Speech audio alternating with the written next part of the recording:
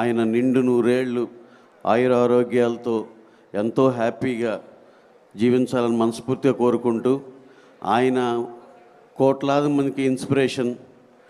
అలాగే ఆయన సినిమాలు పక్కన పెడితే ఆయన చేసిన సేవా కార్యక్రమాలు కానివ్వండి, ఇవన్నీ బ్లడ్ బ్యాంక్ కానీ ఇవన్నీ దానివల్ల లక్షల మంది బెనిఫిట్ అయ్యారు.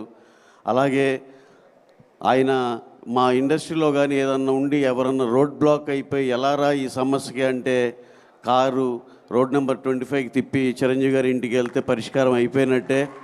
అలాగే పర్సనల్గా మాకు 3-4 పెద్ద సహాయాలు. సార్ ఇలా ఇలా ఉంది సార్ పరిస్థితి అంటే అన్నీ అర్థం చేసుకుని నిమిషాల్లో సెటిల్ చేసేవాళ్ళు. అంత పెద్ద మనిషి. అలాగే ఎవరికి ఏ అవసరం ఉన్నా సరే నేనున్నాను అనే ధైర్యం, భరోసా మా చిరంజీవి గారు. అలాగే చిన్న సినిమాలు హిట్లు కొట్టినా ఏది కొట్టినా ఎంతో ప్రోత్సహిస్తారు. ఇంటికి పిలిచి గిఫ్ట్లు ఇస్తారు, వాళ్ళతో చాలాసేపు స్పెండ్ చేస్తారు.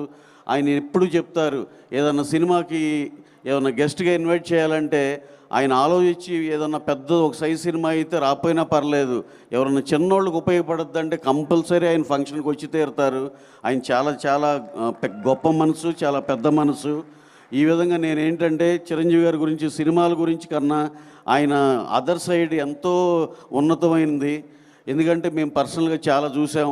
మాకు ఏదైనా సినిమా హిట్ అయితే ఆయన ఒక అప్రిసియేషన్ లెటర్లాగా పంపించేవాళ్ళు. డియర్ నవీన్ రవి, ఈ సినిమా ఇంత అయినందుకు ఇది చాలా సంతోషంగా ఉందని అవన్నీ ఫ్రేమ్ కట్టించుకుని ఇంట్లో పెట్టుకుంటాం మేము. అలాగే పెద్ద లక్షల్లో ఉండే ఏదో చిన్న పెద్ద గిఫ్ట్లు కూడా పంపించేవాళ్ళు ఆ మెమరబుల్గా ఉండటం కోసం. చిరంజీవి గారు నిజంగా మనకు బయట వాళ్ళకి అంటే ఎక్కువ యాక్సెస్ లేని వాళ్ళకి తెలిసింది సగం అయితే, ఆయన ఇంకో సగం ఆయన చెప్పుకొని ఏమంటారు దాన్ని, ఆయన చేసే గొప్ప పనులు ఇవన్నీ ఇంకా చాలా ఉన్నాయి అసలుకి చెప్పుకోవాలంటే. ఇక ఆయన ఏ రోజు దానికి పెద్దగా ఇష్టపడరు. అలాగే మా ఇండస్ట్రీలో ఎవరికి ఏ అవసరమైన కార్మికులకు కానీ దేనికి కానీ ఎప్పుడు ముందుండే మనిషి. సార్ మీరు ఇలాగే అందరికీ కావాల్సిన వాళ్ళలాగా మీరు ఎప్పుడు అలాగే చిరస్థాయి నిలిచిపోవాలి సార్ అని చెప్పి మేము కూడా అందరం వీలైనంతవరకు అందరూ కూడా మీ అనుమానాల నుంచుని అందరికీ నలుగురికి 4 ఏమైనా సహాయం చేయాల్సింది ఏమైనా ఉన్నా సరే అందరూ కాంట్రిబ్యూట్ చేస్తాం సార్. అలాగే చిరంజీవి గారిది ఇంకా సినిమా సైడ్ ఏమన్నా వచ్చి చెప్పాలంటే మీకు చెప్తున్నా, ఇంకెవరన్నా 20-30 ఇయర్స్ వాళ్ళు ఉన్నవాళ్ళు చిరంజీవి గారిని 1980sలో చూసుండ ఆ సినిమాలు చూసారో లేదో తెలియదు, కానీ మీకు టైం దొరికినప్పుడల్లా 1980s నుంచి 1990-95 దాకా ఆయన ప్రతి సినిమా చూడండి. ఎంతంటే అంత స్టిల్ అసలు ఎంత ఎగ్జైట్ అవుతారో.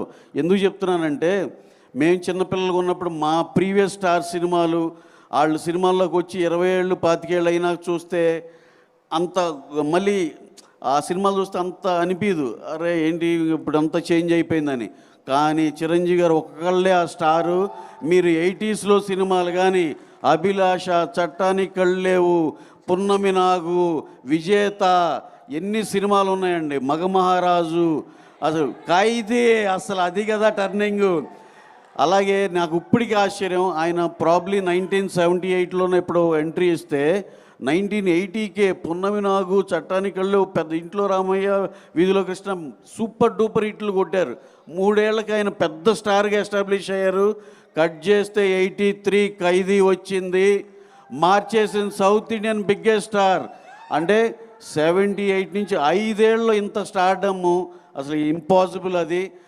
ప్లస్ ఇంకోటి చాలామంది చెప్పేది, ఆయన ఇచ్చినన్ని బ్లాక్ బస్టర్లు ఈ ఇండియన్ సాయిల్ మీద ఏ స్టారు ఇవ్వలేదు అనేది ఒక సత్యం. మీరు ఆ హిందీ కానీ ఇంకో భాషలను తీసుకోండి, ఆయన ఇచ్చిన బ్లాక్ బస్టర్లు ఎవరు తరం కాదు, ఎవరి వల్ల కాదు, అది మళ్ళీ జరిగేది కాదు. సో అలా మా చిరంజీవి గారికి నాకు ఈ చిన్న అవకాశం వచ్చి ఈ 4 ముక్కలన్నా షేర్ చేసుకున్నందుకు చాలా థ్యాంక్స్. ఎందుకంటే యనమాల అక్కడ మా బండ్ల గణేష్ అన్న ఉన్నారు, మీరందరూ ఎవరి కోసం ఎదురు చూస్తున్నారో తెలుసు. అలాగే చాలామంది మాట్లాడాల్సిన వాళ్ళు ఉన్నారు కాబట్టి ఈసారికి క్లుప్తంగా ఇంతవరకే మాట్లాడి ముగిస్తున్నాను. Once again boss, happiest birthday అండి. Thank you very much, thank you. అలాగే మెగా ఫ్యాన్స్ అందరికీ ఎవ్రీ ఇయర్ మీరు ఈ సెలబ్రేషన్కి ఇలా రావటం ఎంతో హ్యాపీగా ఉంటుంది. మాకు కూడా వచ్చినప్పుడు చాలా గర్వంగా ఉంటుంది. ఏది మా బాస్ కోసం ఇంకా ఎప్పుడు ఇలా వస్తూనే ఉంటారనేది చాలా చాలా థ్యాంక్స్ అండి. ఈ అవకాశం ఇచ్చిన మా స్వామినాయుడు గారికి అందరికీ చాలా చాలా థ్యాంక్స్ అండి. Thank you very much. Thank you Ravi గారు, థ్యాంక్ యూ సో మచ్. మళ్ళీ పూల పల్లకి, బంగారు పల్లకి అని నిజంగానే సూపర్ బ్లాక్ బాస్టర్ పల్లకిని ఎక్కించారు. So congratulations for that. And yes, BVS Ravi గారిని మాట్లాడాల్సిందిగా కోరుకుంటున్నాం. అందరికీ నమస్కారం.